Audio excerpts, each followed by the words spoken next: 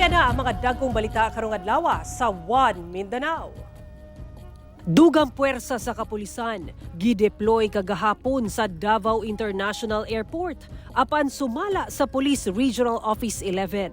Simulation exercise o SIMEX lang daw kini.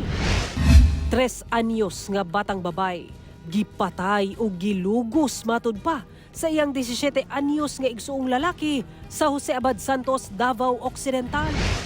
Bangi sa POJ driver ug taxi driver sa Davao City, misangko sa disgrasya. Duha, samdan. Kalayo, nasiplatan sa usa ka bahin sa dagat sa Cebu, Tawi-Tawi. Unsa kaha kini? Good news! Presyo sa mga produktong petrolyo, subling muubos ugma Marso 11. Tagpila kaha?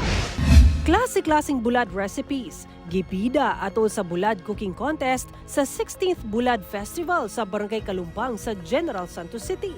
Kapuso stars Paul Salas ug Luke Conde nakisadya sab sa selebrasyon. Ito ang GMA Regional TV 1 Mindanao.